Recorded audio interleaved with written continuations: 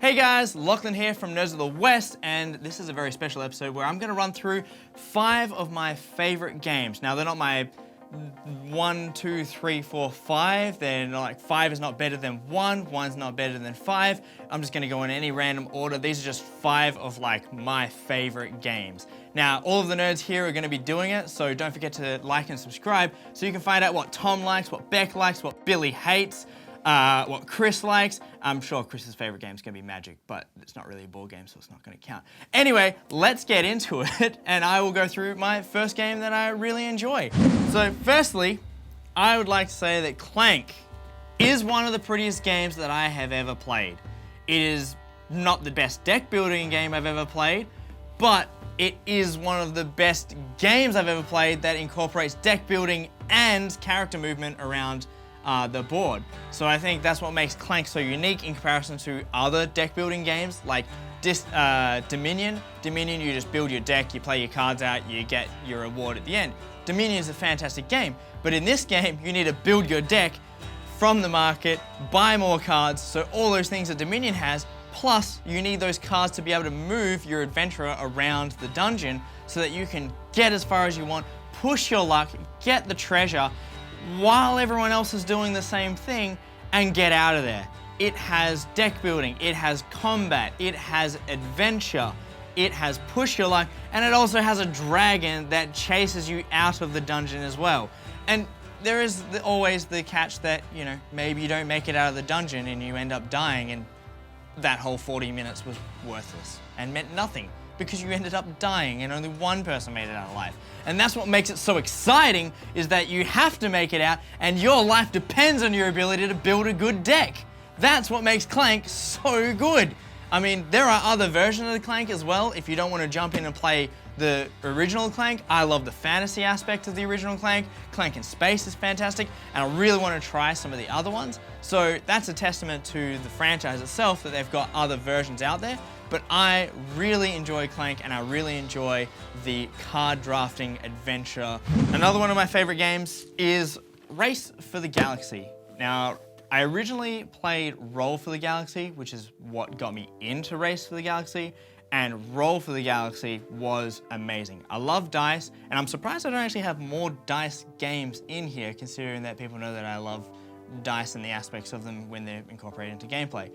But Race for the Galaxy is a more refined version of Roll, which I really enjoy. This is a tableau building game where most other tableau building games, you're stuck looking at your board, everyone's playing all at the same time, and you're building your tableau, and then the game ends. And you look up, and everyone at the table goes, I got this score, and this is how well I did in the game, without actually interacting with anyone else. Whereas this is like one of the coolest features of having your different phases, which is what influences the actions that you're going to take in your turn. So while you're managing your tableau, you have to pay attention to what everyone else is doing, because that affects the way that you can take your turns and do your actions. And you can't get attached to the cards that you have because you have to get rid of them to play other cards. So you might need 3 cards to be able to play 1 card, but you really want to keep this 1 card, which means you won't have enough to spend to be able to build one of your cards. So you can't really get attached to it, and that's probably one of the biggest advice I would give to anyone who's getting into Race for the Galaxies. Don't get attached to your cards, because they work for you, you don't work for them. Fantastic game. I think it's my only sci-fi game that I have here. I'm surprised I don't have more sci-fi games. The art's great. The lore behind it is really interesting as well. Every time I get a new card, I'm always like, oh, this is really interesting. I want to know more about this planet. I want to know about New Sparta. I want to know about these other planets and how they work, and it makes the galaxy just feel like there's more to it. It's more fleshed out. There's something there behind the veil. Fantastic game. If you've never played Roll or Race, I would highly recommend them. And I mean, I want to know which side of the fence you sit on, because there is a very strong contention in the community about which is better, Race or Roll. And in my opinion, I'm gonna have to say it's Race. Tiny Towns. Tiny Towns is a fairly new game to my collection. It's fantastic, it's vibrant, it is easy for newcomers to get into. And I mean, I love Tetris. Tetris is a phenomenal game in itself, and this pretty much puts Tetris on a board in front of you. So this is probably one of the most puzzle-heavy games, I would say, that I have put into my list. A lot of people love Tiny Towns. Everyone at Nerds loves Tiny Towns, and I'm pretty sure I'm gonna get in there first so no one else can put it on their list. The little pieces are phenomenal. They're unique, every little building's different. I've never really seen that in a game where they've given you so many different components and everything is just that little bit different. There's a lot of reliance on the people at the table that you're playing with, because you get to choose a resource and put it onto your board, and then you are at the mercy of everyone else at the table until it comes back around to you.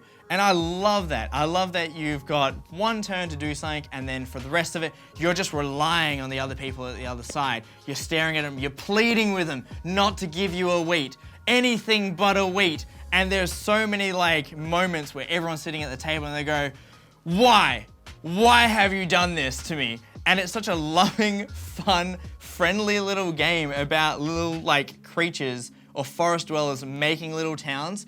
But oh my God, I've never seen people get so angry with someone choosing glass over stone in a game. The modular aspect of it, also fantastic. There's so many different ways to play the game, so no one game is ever going to be the same. But being modular gives you a lot of replayability, which I think is what's fantastic about Tiny Towns, is that there is a lot of replay value in this with the modular cards and the fact that every puzzle is going to be different and you don't know what someone's going to play or what they're going to call, because it influences you so much. And that's what I think makes Tiny Towns so good. The modular aspect of the board, the artwork's amazing, the components are incredible.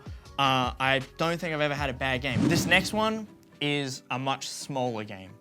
And I say that because the smaller version of the game is the best version of the game. And I'm talking about Hive.